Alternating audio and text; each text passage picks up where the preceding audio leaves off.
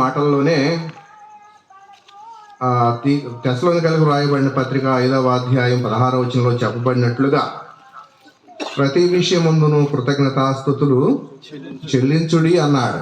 ప్రతి విషయములో కృతజ్ఞతాస్తుతులు చెల్లించే వారముగా ఉండాలి. ప్రతి విషయములో అంటే బాధలో, క్షేమంగా ఉన్నప్పుడు, అన్ని విషయాల్లో ప్రభువుకు మనం కృతజ్ఞతాస్తుతులు చెల్లించినటువంటి వారంగా ఉండటం అనేది ఎంతైనా మేలు, ఆశీర్వాదం. దేవుడు చేసిన మేళ్లను బట్టి దేవునికి కృతజ్ఞతాపూర్వకంగా కృతజ్ఞతాస్తుతులు చెల్లిస్తూ కొద్ది నిమిషాలు దేవుని యొక్క వాక్య భాగాన్ని ధ్యానం చేద్దాం. 107వ కీర్తన 20వ వచనం నుండి చదువుకుందాం. 107వ కీర్తన 20వ వచనము నుండి నేను చదువుతున్నాను, గమనించండి. ఆయన తన వాక్కును పంపి వారిని బాగు చేసెను. ఆయన వారు పడిన గుంటలో నుండి వారిని విడిపించెను. ఆయన కృపను బట్టి నరులకు ఆయన చేయు ఆశ్చర్య కార్యములను బట్టి వారు యెహోవాకు కృతజ్ఞతాస్తుతులు చెల్లించుదురుగాక. వారు కృతజ్ఞతార్పణలు చెల్లించుదురుగాక. ఉత్సాహధ్వనితో ఆయన కార్యములను ప్రకటించుదురుగాక. చిన్న ప్రార్థన. ప్రేమ కలిగిన మా ప్రియ పరలోకపు తండ్రి, కృప కలిగిన మా ప్రభువా, జీవము కలిగిన మా నాయన, జీవాధిపతి, మీ యొక్క అమూల్యమైన శ్రేష్టమైన నామాన్ని బట్టి మీకు స్తోత్రములు చెల్లిస్తూ ఉన్నాం, స్తుతించి మహింపరుస్తూ ఉన్నాం. ఈ రాత్రి వేళ మా ప్రియులు మా తండ్రి గృహంలో మీరు చేసిన మేలు ఉపకారం అంతటిని బట్టి జ్ఞాపకం చేసుకుంటూ మిమ్మల్ని స్తుతించి మహింపరుస్తూ ఉన్నాం. మీరు మా పట్ల చూపించే కార్యాలన్నిటికీ మా ప్రభా మీకు మేము కృతజ్ఞతాస్తుతులు చెల్లిస్తున్నాం. మా నాయన స్తోత్రములు చెల్లిస్తున్నాం. కొద్ది నిమిషాలు మా తండ్రి మీ సాన్నిధ్యాన్ని, సహవాసాన్ని మాతో ఉంచండి. మమ్మలను మరుగు చేయండి. మీరు మాట్లాడండి. మా అందరికీ ప్రయోజనకరంగా, దీవెనకరంగా, ఆశీర్వాదకరంగా ఈ వాక్యాన్ని పంచవమని, మీ చేతులకు మమ్మల్ని మేము అప్పచెప్పుకుంటూ మమ్మల్ని మరుగు చేయమని, ఘనత, మహిమ, ప్రభావాలు మీకే ఆరోపిస్తూ మా రక్షకుడు, ప్రాణప్రియుడైన యేసు ప్రభు వారి యొక్క శ్రేష్టమైన నామములో ప్రార్థించి అడిగి వేడుకుంటూ ఉన్నాం మా తండ్రి, ఆమేన్. ప్రభునందు ప్రియులారా, కీర్తనాకారుడు ఈ మాటలు జ్ఞాపకం చేస్తూ దేవుడు తన వాక్కును పంపి వారిని బాగు చేసెను అనే మాట మనం చదువుతూ ఉన్నాం. దేవుని యొక్క వాక్కు బాగు చేసేటటువంటిది. అలాగూ దేవుడు బాగు చేసేటటువంటి వాడు. యెహోవా స్వస్థపరచును నామము కలిగిన వాడు ఆయన వాక్కి బాగు చేసే శక్తి ఉంది. ఆయన తన వాక్కును పంపి వారిని బాగు చేసెను అనే మాట మనం చదువుతూ ఉన్నాం. మార్కు సువార్త 7వ అధ్యాయం 37వ వచనములో ఆయన సమస్తమును బాగు చేసెను అనే మాట మనం చదువుతూ ఉన్నాం. ఆయన సమస్తమును బాగు చేసిన వాడు. సమస్తమును అంటే ఇక ఆయనకు అసాధ్యమైనటువంటిది ఏది కూడా లేదు అని మనం జ్ఞాపకం చేసుకుంటూ ఉన్నాం. ఆయన సమస్తాన్ని బాగు చేసేవాడు. ఆయన చేసిన కార్యాలను బట్టి ఆయనకు మనం కృతజ్ఞతాస్తుతులు చెల్లించాలి. యేసు ప్రభువారు శరీరధారిగా ఉన్న దినాలలో అనేక మందిని స్వస్థపరుస్తూ వచ్చినటువంటి వాడుగా ఉన్నాడు. స్వస్థతలు అనే మాటలు మనం చదువుతూ ఉన్నాం. ఆయన స్వస్థపరిచేవాడు, సంచరించేవాడు, స్వస్థపరుస్తూ సంచరిస్తూ వచ్చి రాజ్య సువార్తను ప్రకటించినటువంటి వాడుగా మనం చూస్తూ ఉన్నాం.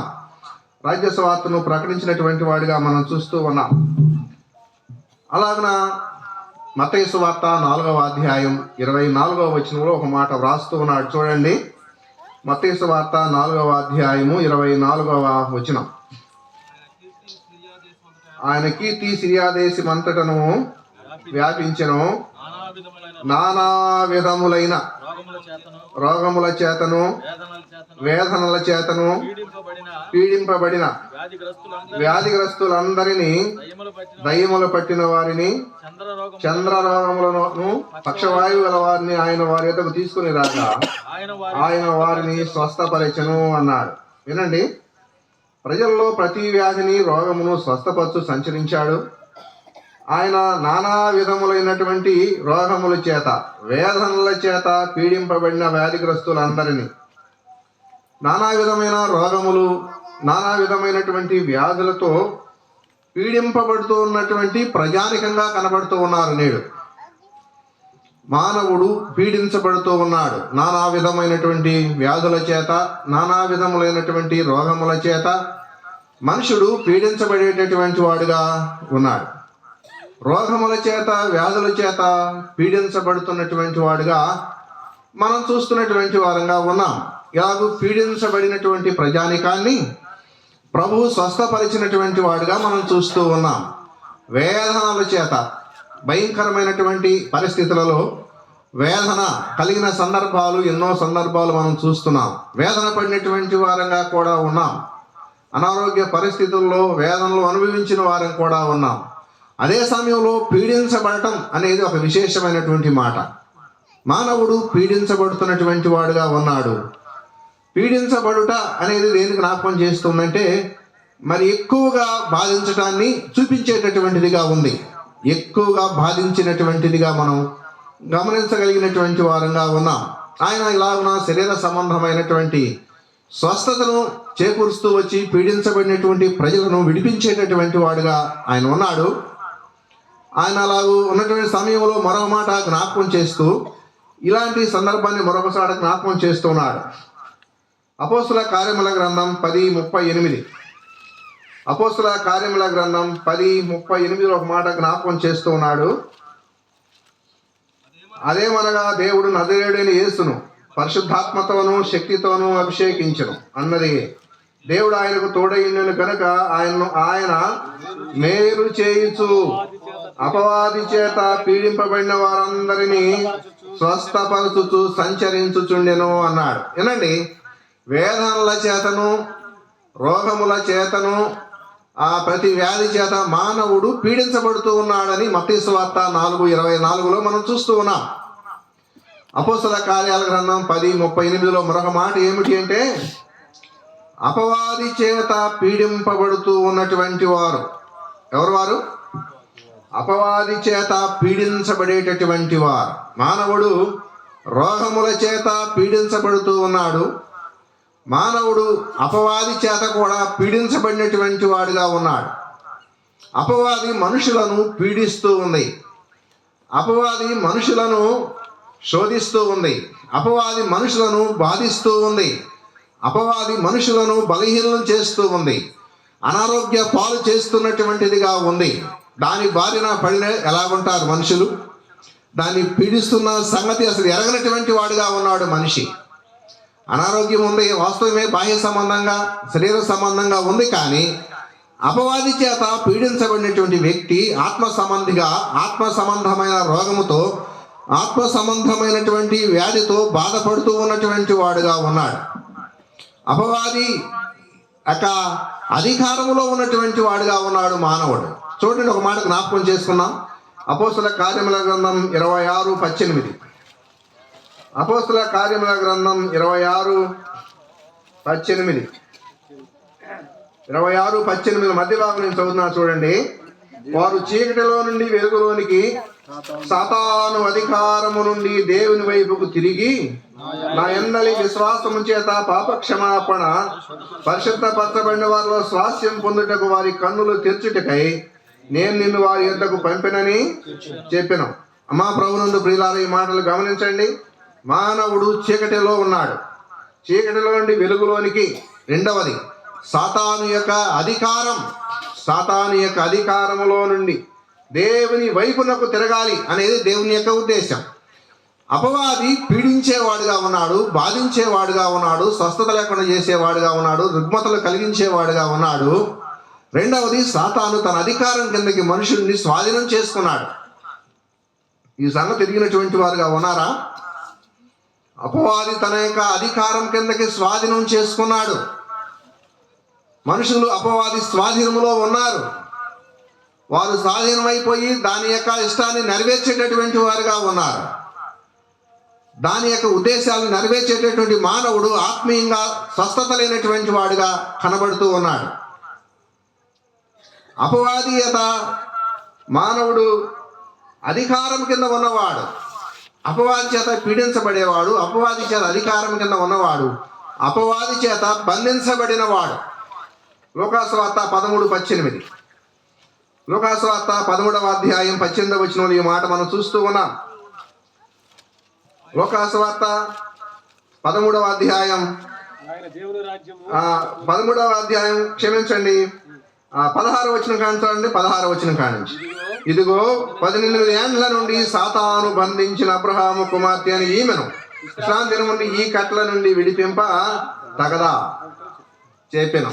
ఇక్కడ మనం గమనం చేసినట్లయితే సాతాను యొక్క స్వాధీనంలో ఉన్నటువంటి వారు సాతాను చేత బంధించబడిన వాడు, సాతాను అధికారం కింద ఉన్నటువంటి వాడు. సాతాను బంధించింది ఎవరిని? అబ్రహాము కుమార్తె అంట. అబ్రహాం కుమార్తె ఈమె ఎక్కడుంది? అబ్రహాం కుమార్తె ఈమె ఎక్కడుంది? 10వ వచనం, విశ్రాంతి దినమున ఆయన యొక్క సమాజ మందిరములో బోధించుతున్నప్పుడు 18 ఏండ్ల నుండి బలహీనపరచు దయ్యం పట్టిన ఒక స్త్రీ అసట ఉండెను అన్నాడు. సమాజ మందిరములో ఉంది, మందిరములో ఉంది, దేవాలయంలోనే ఉంది. అపవిత్రాత్మ పట్టినటువంటి వారు, దయ్యము పట్టినటువంటి స్త్రీ, సాతాను బంధించినటువంటి స్త్రీ ఎక్కడుంది అంటే నేడు మందిరంలోనే ఉంది. మందిరంలోనే ఉన్నటువంటి వారుగా ఉన్నారు. అలాగైతే ఈ అపవిత్రాత్మ పట్టిన సంగతి ఎదిగినారంటే ఎదిగినటువంటి వారు కాలేదు. అపవిత్రాత్మ పట్టి వారిని ఏం చేస్తుంది అంటే నడుము ఎంత మాత్రము చక్కగా నిలవలేకపోయినటువంటి స్థితిలో, వంగిపోయినటువంటి స్థితిలో ఉంది. నడుము వంగిపోయిన స్థితిలో ఉన్నటువంటి మానవులుగా కనబడుతున్నారు. నడుము వంగిపోవటం అంటే దైవ గ్రంథంలో మాట్లాడే సత్యం ఏమిటి అంటే పేతురు రాసిన మొదటి పత్రిక 1వ అధ్యాయం 13వ వచనం. పేతురు రాసిన మొదటి పత్రిక 1వ అధ్యాయం 13వ వచనం. నడుము వంగిపోయిన కాబట్టి మీ మనస్సును నడుము కట్టుకొని నిబ్బరమైన బుద్ధి గలవారై యేసుక్రీస్తు ప్రత్యక్షమైనప్పుడు మీకు తేబడు కృప విషయమై సంపూర్ణ నిరీక్షణ కలిగినుడి అన్నాడు. అంటూ ఏమన్నా అంటే ప్రారంభంలో కాబట్టి మీ మనస్సును నడుము కట్టుకొని అన్నాడు. ఇక్కడ వంగిపోయింది, ఆమెకి ఏం వంగిపోయింది? నడుము వంగిపోయిన స్త్రీ అంటే ఆమె మనస్సు ఏమైపోయింది అంటే వంగిపోయింది. ఈనాడు మానవుని యొక్క మనస్సు ఎలాగుంది? మానవుని యొక్క మనస్సు వంగిపోయింది. మానవుడు బలహీనుడయ్యాడు. మానవుడు శత్రువు స్వాధీనంలో ఉన్నాడు. మానవుడు సాతాను స్వాధీనంలో ఉన్నాడు. సాతాను అధికారంలో ఉన్నాడు. సాతాను చేత బంధించబడ్డాడు.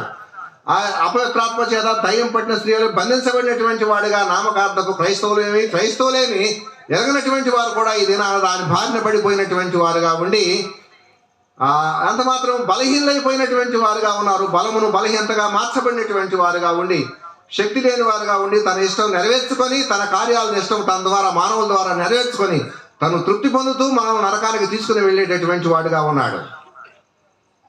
నిత్య నరకాగ్నికి తీసుకుని వెళ్ళేటటువంటి మానవుడిగా ఉన్నాడు. మానవుడిని నరకాగ్ని తీసుకుని వెళ్ళేవాడుగా ఉన్నాడు సాతానుడైనటువంటి వాడు.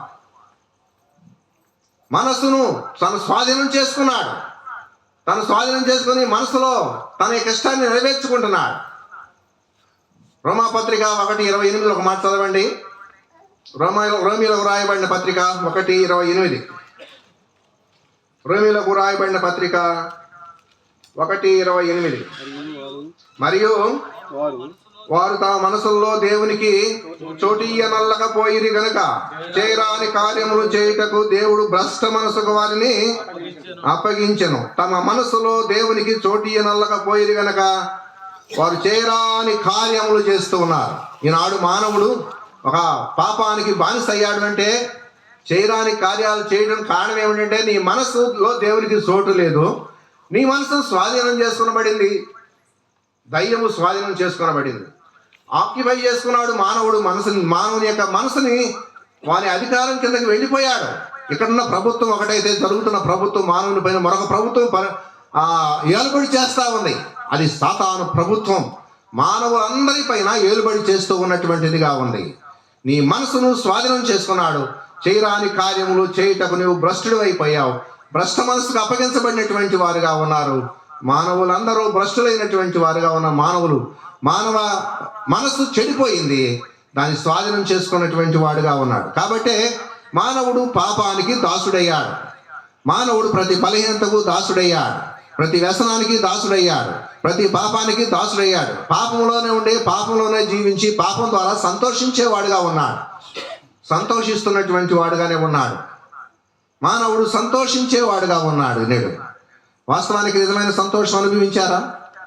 మానవుని యొక్క హృదయంలో ఉన్నటువంటి వేదన, మానవులో ఉన్నటువంటి ఆ వ్యాధి కనుగొన్నటువంటి వారుగా ఉన్నారు. బాహ్య సంబంధమైనటువంటి వ్యాధులు ఆ యొక్క వ్యాధుల చేత పీడించబడినటువంటి వారిని యేసుప్రభువు వారు స్వస్థపరిచాడు. మంచిదేగా అపోస్తల కార్యం 10:35 చూపబడిన అపవాది చేత పీడించబడినటువంటి వారు ఎంతమంది విడిపించబడ్డారు. దయ్యము చేత పీడించబడేటటువంటి వారు, నెమ్మది లేనటువంటి వారు, మూలిగేటటువంటి వారు, వేదన పడేటటువంటి వారు, దుఃఖించేటటువంటి వారు, సమాధానం లేనటువంటి వారు నేడు లోకములో ఎంతో మంది జీవించేటటువంటి వారుగా ఉన్నారు. మానవుని యొక్క జీవితం ఆ సమాధానం లేనటువంటి జీవితము జీవించేటటువంటి వారు ఉండగా పట్టినటువంటి వారిని, అపవాది చేత పీడించబడినటువంటి వారిని విడిపించుతున్నటువంటి దేవుడు, విడిపించిన వాడు ఆయన. ప్రభు వారు విడిపించే దేవుడు ఆయన. లోకాసువార్త 13వ అధ్యాయంలో ఆమె మీద కనికరపడి ఆమెను విడిపించగా ఆమె చక్కగా నిలువబడి, ఆమె చేతులు ఉంచగా ఆమె చక్కగా నిలువబడి దేవుణ్ణి మహిమపరచెను అన్నాడు. ఎప్పుడు నిలువబడి మహిమపరిచారు? అపవిత్రాత్మ విడిచిపోయిన తరువాత, ఆ బలహీనత విడిచిన తరువాత, ఆ వ్యాధి నుంచి దయ్యము నుంచి విడిపించబడిన తరువాత వారు దేవుణ్ణి మహిమపరిచారు. దేవుణ్ణి మహిమపరిచారు. విడిపించిన దేవుడు ఆయన, బాగు చేసిన దేవుడు, విడిపించే దేవుడు ఆయన. దేని నుండి విడిపించే దేవుడు? సాతాను కట్టిన కట్లు కట్టబడ్డాయి. మార్కు సువార్త 7:21 ఉన్నటువంటి అపవిత్రమైన 13 లక్షణాలు ఉన్నాయి మానవునిలో. మానవుడు 13 లక్షణాలు కలిగి జీవించేటటువంటి వాడుగా ఉన్నాడు. వాటి నుంచి విడిపించే దేవుడు ఆయన. ఆయన విడిపించినటువంటి వాడుగా ఉన్నాడు. బలహీనపరచబడిన దయ్యము నుండి ఆమెను విడిపించాడు. ఆమె నిలువబడింది, దేవుణ్ణి మహిమపరిచింది, దేవునికి స్తోత్రాలు చెల్లిస్తుంది. ఇది నిజమైనటువంటి కృతజ్ఞత. విడిపించబడిన వారు దేవునికి కృతజ్ఞతాస్తుతులు చెల్లించవలసినటువంటి వారుగా ఉన్నారు. కాబట్టి ప్రభునందు ప్రియులారా, సాతాను అధికారంలో నుంచి విడిపించబడాలి, సాతాను కట్ల నుంచి విడిపించబడాలి, సాతాను బంధించిన వారి నుంచి విడిపించబడాలి. సాతాను బంధించాడు మానవులను. బంధించబడినటువంటి వారుగా ఉన్నారు. బంధకాల నుంచి విడిపించలేనటువంటి వారుగా ఉన్నారు. విడిపించుకోలేని వారుగా ఉన్నారు. విడిపించబడిన వారు దేవుణ్ణి మహిమపరిచేటటువంటి వారుగా ఉన్నారు. వారిని విడిపించి దేనికి వారసులుగా చేశాడో ఆ విషయాన్ని బట్టి అపోస్తలుడైనటువంటి పౌలు కృతజ్ఞతాస్తుతులు చెల్లించేవాడుగా ఉన్నాడు. కొలస్సీ పత్రిక 1:13. కొలస్సీలకు రాయబడినటువంటి పత్రిక 1:13. ఆయన మనలను అంధకార సంబంధమైన అధికారము నుండి విడుదల చేసి తాను ప్రేమించిన తన కుమారుని యొక్క రాజ్య నివాసులుగా చేసెను. ఆయన మనలను అంధకార సంబంధమైన అధికారం కింద ఉన్నారు మనుషులు. చీకటి అధికారం కింద ఉన్నారు. సాతాను అధికారం కింద ఉన్నారు. చీకటిలోని వెలుగునకును సాతాను అధికారంలోని దేవుని వైపు తిరగాలి అనేది జ్ఞాపకం చేస్తున్నాడు. అధికారములో నుండి అంధకార సంబంధమైన అధికారం, సాతాను యొక్క అధికారంలో మానవుడు జీవిస్తున్నాడు, కాలం గడుపుతున్నటువంటి వాడుగా ఉన్నాడు. దాని నుండి విడిపించుకోలేనటువంటి స్థితిలో ఉన్నటువంటి వాడుగా ఉన్నాడు మానవుడు. సాతాను యొక్క అంధకార సంబంధమైన అధికారంలో నుండి మనల్ని విడిపించి తాను ప్రేమించిన తన కుమారుని యొక్క రాజ్య నివాసులుగా మనలను చేసెను అన్నాడు. విడిపించబడ్డామా? అంధకార సంబంధం అధికారం నుంచి విడిపించబడ్డామా? సాతాను యొక్క అధికారం నుంచి మనం విడిపించబడ్డామా? విడిపించబడకపోతే చీకటిలోనే ఉన్నావు. విడిపించబడకపోతే పాపములోనే ఉన్నావు. విడిపించబడకపోతే నాశనానికి సమీపంగా ఉన్నటువంటి వారంగా ఉన్నాం. మనలను విడిపించిన వాడు, బాగు చేసేవాడు. దేని నుండి బాగు చేసేవాడు మనల్ని? అపవాది చేత పీడించబడిన వారిని విడిపించి మేలు చేయి దేవుడు. ఆయన మేలు చేస్తూ సంచరించున్నటువంటి దేవుడు.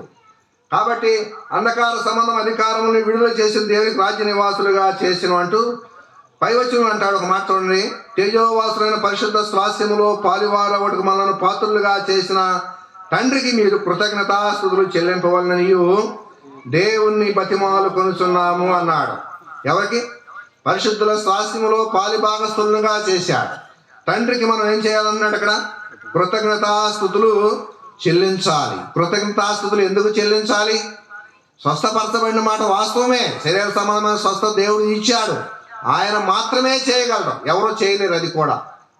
కాబట్టి ఆయన స్వస్థపరచగలిగినటువంటి వాడు. విడిపించినటువంటి ఆయన ఏం చేశాడు మనల్ని అంటే, పరిశుద్ధులైనటువంటి తేజోవాసులైన స్వాస్థ్యములో పాలిభాగస్తులుగా మనల్ని చేశాడు. అందుకు నేను తండ్రికి ఏం చేయాలి? కృతజ్ఞతాస్తుతులు చెల్లించాలి. ఆయన మన పట్ల చేసిన కార్యములను మనం తలంచుకుంటున్నామా? ఆయన మన పట్ల చేసిన ఉపకారాలు జ్ఞాపకం చేసుకుంటున్నామా? మరిచిపోయినటువంటి వారంగా ఉంటున్నామా? విడిచిపెట్టిపోయినటువంటి వారంగా ఉంటున్నామా? ఆయన కృతజ్ఞత కలిగిన స్వభావం కలిగినటువంటి వారంగా ఉంటే ఆయన చేసిన మేళ్లను తలంచినటువంటి వారంగా మనం ఉన్నామా? దేవుని మహిమపరచాలి, మనం దేవుణ్ణి గణపరచాలి, దేవుణ్ణి హెచ్చించాలి, దేవుణ్ణి మనం పూజించాలి, ఆరాధించాలి, గణపరచాలి. మరిచిపోయినటువంటి స్వభావాలు మన జీవితాల్లో కనబడతలేదా? ప్రభునందు ప్రియులారా, ఆయనకు మనం కృతజ్ఞతాస్తుతులు చెల్లించాలి. ఎందుకు? ఆయన మీ కొరకు ఎన్ని గొప్ప కార్యములు చేసినో మీరు తలంచుకొనుడి అన్నాడు. ఆ మాట చూడండి, సమూయేలు మొదటి గ్రంథం 12వ అధ్యాయం 24వ వచనం. ఆయన మీ కొరకు ఎన్ని గొప్ప కార్యములు చేసెనో మీరు తలంచుకొని యెహోవా యందు భయభక్తులు కలిగి నిష్కపటులై పూర్ణ హృదయులై ఆయనను సేవించుట ఆవశ్యకము అన్నాడు. చాలు, ఆయన్ను మనం సేవించాలి. ఆయన మీ కొరకు చేసిన ఎన్ని గొప్ప కార్యాలు చేశాడో, పుట్టిన నాటి నుంచి నేటి వరకు మన కొరకు ఎన్ని గొప్ప కార్యాలు జరిగించే దేవుడుగా ఉన్నాడు ఆయన. చిన్న కార్యాలు కాదు కదా, పెద్ద కార్యాలు, ప్రాణాపాయకర పరిస్థితులు, అనారోగ్య పరిస్థితులు, అపాయకరమైన పరిస్థితులు, ఆ ప్రమాదకరమైన పరిస్థితులు కాల గమనంలో మనం పరిశీలన చేసినప్పుడు నీ పట్ల, నా పట్ల, మనందరి పట్ల ఆయన ఎన్నో కార్యాలు చేశాడు. ఒకటి కాదు, రెండు కాదు. దావీదు అన్నాడు, వాటిని నేను లెక్కించింది అనుకుంటున్నా అవి నా లెక్కకు మించిపోయి ఉన్నాయి అన్నాడు. ప్రభునందు ప్రియులారా, ఆయన లెక్కకు మించిన కార్యాలు మనకు పట్ల జరిగించే దేవుడుగా ఆయన ఉన్నాడు. జరిగించిన కార్యాలు బట్టి నీవు నేను తలంచుతున్నామా? తలంచే వారంగా ఉన్నామా? ఆయన మేలు చేయు దేవుడు, ఆయన మేలు చేయు దేవుడు. ఒకటి, రాజ్య నివాసులుగా చేసే దేవుడు ఆయన. మనల్ని పరలోక రాజ్యానికి వాసులుగా చేసేవాడు. భూ సంబంధమైన వాటిని మేలు వెతికే వారంగా ఉన్నాం మనం. అపోస్తల కార్యాలను 10:38 అంటున్నాడు, అపవాది చేత పీడించబడిన వారిని స్వస్థపరచుచు మేలు చేయుచు సంచరించుతుండెను అన్నాడు. ఆయన ఏం చేస్తున్నాడు? ఆయన మేలు చేయుచు సంచరించుతుండెను అన్నాడు. మేలు చేసే దేవుడు ఆయన. ఈ రాత్రి వేళ మనకు ఆయన మేలు చేయాలని ఆశపడుతున్నటువంటి వాడుగా ఉన్నాడు. ప్రభునందు ప్రియులారా, ఆయన మేలు చేయు దేవుడు, ఆయన మేలు చేయు దేవుడు.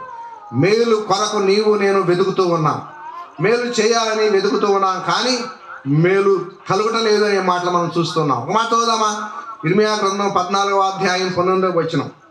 ఇర్మియా గ్రంథం 14వ అధ్యాయం 19వ వచనంలో ఈ మాట జ్ఞాపకం చేస్తూ ఉన్నాడు. విసర్జించిదివా? 14:19. సియోను నీకు అసహ్యమాయన, మాకు చికిత్స దొరకనంతగా నీవేళ మమ్మను కొట్టితివి. మేము సమాధానము కొరకు కనిపెట్టుకొనుచున్నాము గాని మేరేమీ కనబడలేదు. శిక్ష కలుగు కాలం కొరకు కనిపెట్టుకొనుచున్నాము కానీ భీతి తగిలి ఉన్నది అన్నాడు. ఏంటంట? మన చదివిన మాటలు ఏం జ్ఞాపకం చేయబడుతున్నాయి? సమాధానము కొరకు మేము కనిపెట్టుకున్నాం, మేలేమీ కనబట్టలేదు. శిక్ష కలుగు కాలం కొరకు కనిపెట్టుకొనుచున్నాం కానీ భీతి తగిలి ఉన్నది అన్నాడు. వినండి, సమాధానము కొరకు కనిపెట్టుకున్నాం, మేలు లేదు అన్నాడు. వచ్చిన మనం చూస్తున్నాం, చికిత్స కాలం కొరకు కనిపెట్టుకున్నాం, భయం పుడుతుంది అన్నాడు. చికిత్స కొరకు కనిపెట్టుకుంటే భయం పుడుతుంది, చికిత్స దొరకట్లేదు అన్నాడు. సమాధానం కొరకు కనిపెట్టుకున్నాం, మేలేమీ లేదు అన్నాడు. కాబట్టి మేలు అంటే సమాధానకరమైన సంగతులు మనం తెలుసుకొని ఉండాలి, సమాధానాన్ని పొందిన వారంగా ఉండాలి. నేటి మానవుడు సమాధానం లేదు, దేశాల మధ్య సమాధానం లేదు, ప్రభుత్వాల మధ్య సమాధానం లేదు, రాష్ట్రాల మధ్య సమాధానం లేదు, కుటుంబాల్లో సమాధానం లేదు, వ్యక్తుల మధ్య సమాధానం లేదు, నెమ్మది లేదు. మానవుడు సమాధానం లేని జీవితము జీవించేటటువంటి వాడుగా ఉన్నాడు. సమాధానము అనబడిన మేలు నీకు కలిగితే ఎంతో మేలు, సమాధానకరమైన సంగతులు తెలుసుకొని ఉంటే నీకెంతో మేలు. కానీ సమాధానము కలుగటలేదు అన్నాడు. సమాధానము కలగకపోవటానికి కారణం ఏమిటి? సమాధానం మేలు కలగకుండా పోవటానికి కారణం ఏమిటి? మన జీవితాల్లో మేలును కావాలనుకుంటున్నాం, విస్తారమైన ఆలోచనలు చేస్తున్నాం, ప్రయత్నాలు చేస్తున్నాం, మేలు కలుగటలేదు. ఎందుకని మేలు కలగట్లేదు? మన ఆలోచనలన్నీ వ్యర్థమైపోయినాయా? మన ప్రయత్నాలన్నీ విఫలమైపోయినాయా? మన తలంపులన్నీ అనర్థాలుగా మారిపోయినటువంటివిగా ఉన్నాయా? ఎందుకు మనకు మేలు కలుగటలేదు? ఎందుకు మనకు మేలు కలుగటలేదు? ఇర్మియా గ్రంథం 6వ అధ్యాయం, ఇర్మియా గ్రంథం 5వ అధ్యాయం 25వ వచనం. ఇర్మియా గ్రంథం 5వ అధ్యాయం 25వ వచనం. మీ దోషములు వాటి క్రమములు తప్పెను, మీకు మేలు కలుగకుండుటకు పాపములే కారణములు అన్నాడు. ఏమన్నాడు? మేలు కలగకపోవటానికి మనకు ఒక కారణం చెబుతున్నాడు. ఏం చెబుతున్నాడు?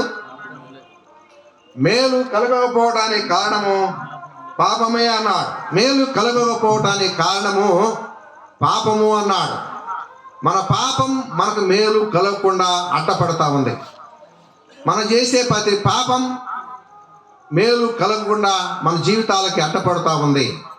పాపమును విడిచిపెడితే నీకు మేలు కలుగుతుంది. ఈ రాత్రి వేళ పాపం ఎలాంటి పాపమైనా, అది చిన్నదైనా పెద్దదైనా సరే, బహిరంగమైనా సరే, అంతరంగంలో ఉన్నదైనా సరే, కనపడిందైనా కనపడిందైనా, రహస్య పాపములైనా, ఏ పాపమైనా సరే మనలో ఉంటే మన జీవితాలకు మేలు కలగనే కలగదు. రెండవ మాట మనకు జ్ఞాపకం చేసుకుందాం. ఇర్మియా గ్రంథము 17వ అధ్యాయం చూడండి ఒక మాట. ఇర్మియా గ్రంథం 17వ అధ్యాయం 5వ వచనం.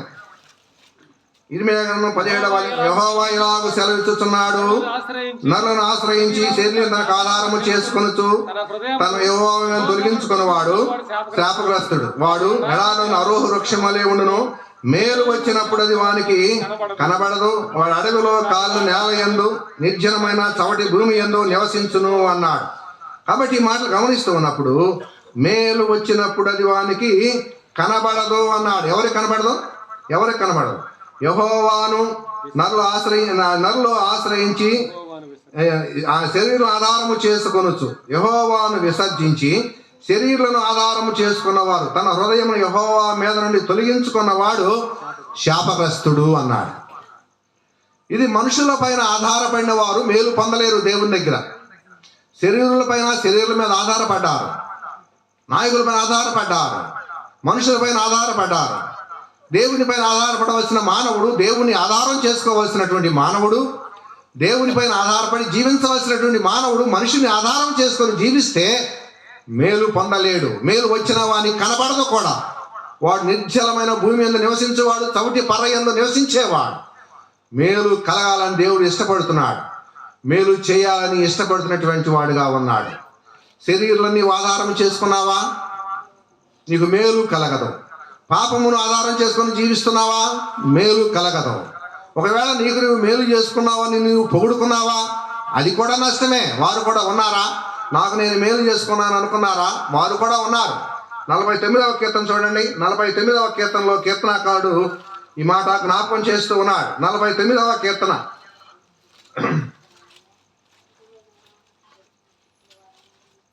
49వ కీర్తన 16వ వచనం నుంచి చదువుతున్నా, గమనించండి. 16వ వచనం నుండి.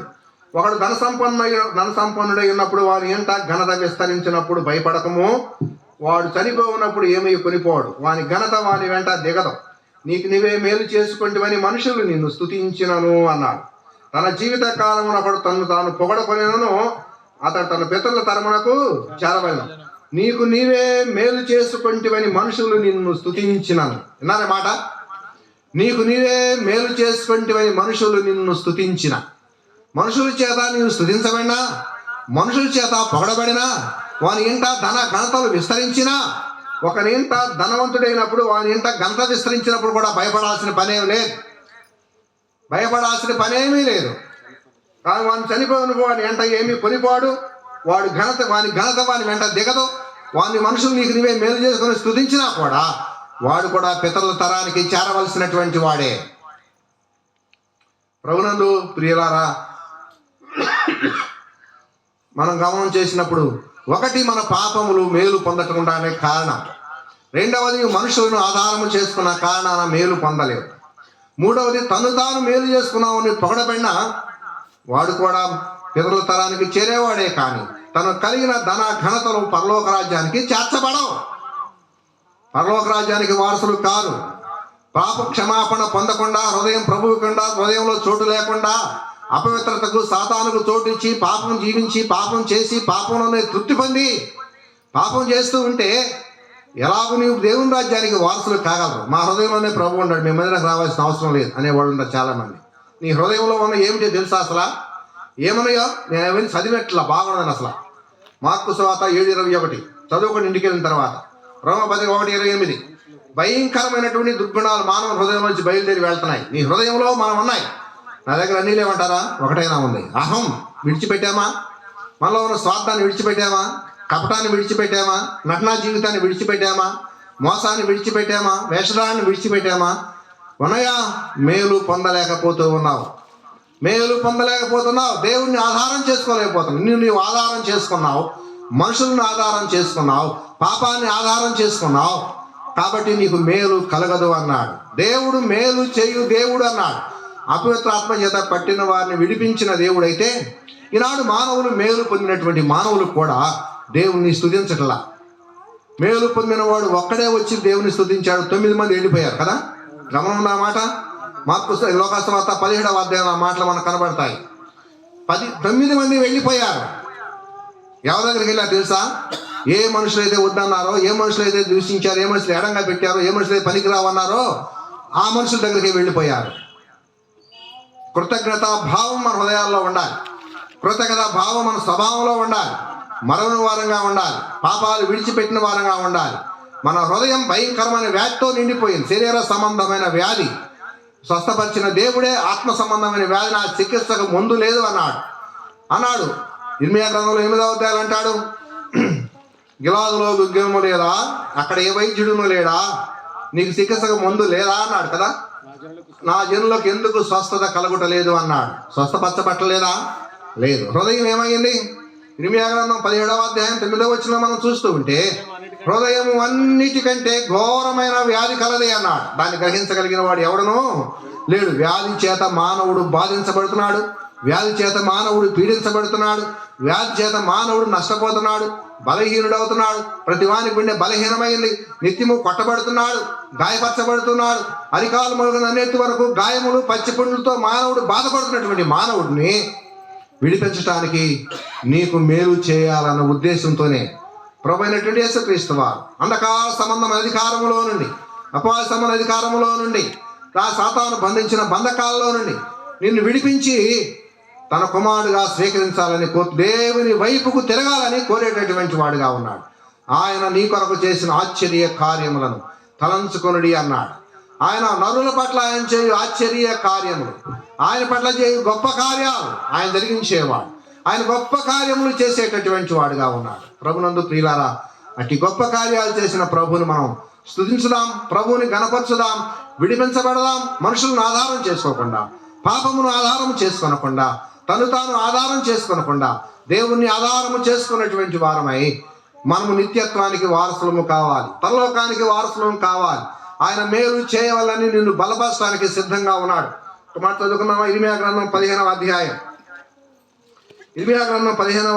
11వ వచనంలో ఒక మాట చదువుకున్నాం చూడండి. అందుకు యెహోవా నిశ్చయముగా నీకు మేలు చేయవలనని నిన్ను బలపరుచుచున్నాడు. కీడు కాలమున ఆపత్కాలమున నీ శత్రువులు నిశ్చయముగా నీకు మొరలిడినట్లు చేయుదునని సెలవిచ్చిన అన్నాడు. నీకు మేలు చేయవలనని, నీకు మేలు చేయాలి అని నిన్ను బలపరుచుచున్నాడు అన్నాడు. నిన్ను బలపరిచేవాడుగా ఉన్నాడు ఆయన. మేలు చేయాలని బలపరుస్తుంటే పాపాన్ని విడిచిపెట్టడం లేదు. మేలు చేయాలని బలపరుస్తుంటే దేవుని దగ్గరకు రావటం లేదు. దేవుని వైపుకు తిరగటం లేదు.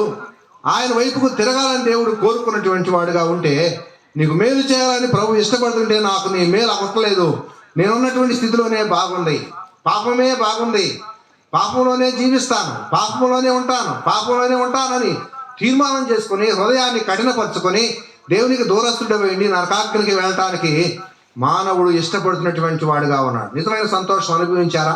హ్యాపీ క్రిస్మస్ అని అందరికీ చెప్పారు. హృదయంలో సంతోషం ఉందా? చెప్పిన వాళ్ళందరికీ నిజమైన సంతోషం అనుభవించారా? సంతోషం, ఆయన సంతోషం ఇచ్చే దేవుడు. ఆయన చేసిన కార్యముల చేత మేము సంతోషంగా ఉన్నాం. లేఖన భాగం సెలవిస్తూ ఉంది. పండుగ దినాన్ని ఆచరిస్తే సంతోషం లేదు. పండుగలో నీవు సంతోషం అనిపించలా. నీ ధనాన్ని ఏం చేశావు? తినుటకును త్రాగుటకును లేచినన్నట్లుగానే తినటానికి త్రాగడానికే లేచారు. రెండో కార్యం అక్కడ ఏమీ జరగల. పండుగలో కూడా వారు తినుటకును త్రాగుటకును లేచి దేవునికి ఇష్టలుగా ఉండకపోయి అన్నాడు. కొరింథీయులకు రాయబడిన మొదటి పత్రిక 10వ అధ్యాయంలో పండుగ పేరుతో తినడం త్రాగటమే కానీ పండుగ నిజమైన పండుగ ఆచరించలేనటువంటి క్రైస్తవులంగా మనం ఉన్నాం. నిజమైన సంతోషం లేనటువంటి వారంగా ఉన్నాం. ఆనందం లేని వారంగా ఉన్నాం. పండుగ చేస్తున్నాం వాస్తవమే, కానీ ఆ పండుగలో సంతోషం ఉందా మనకి? ఇంటి పైన స్టార్ కట్టావు, బాగానే ఉంది. ఇంటి ముందు, ఇంటి బయట బారుంది, ఇంటిలో పోరుంది. ఎంతమంది ఆ శిక్ష అనుభవించారు చెప్పండి? లేరా? అనుభవించలేదా?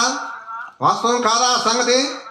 మన కుటుంబాలను మనం పరిశీలన చేసుకుంటే నిజమైన క్రిస్మస్ అనుభవించావు నీవు? దేవుడిని సంతోషపరిచే వారంగా మనం సంతోషంగా ఉండాలి. ఒక మాట చదువుకున్నాం 92వ కీర్తనలో మొదటి 4 వచనాలు చూడండి. ఒక మాట ముగించుకుందాం. 92వ కీర్తన మొదటి 4 వచనాలు.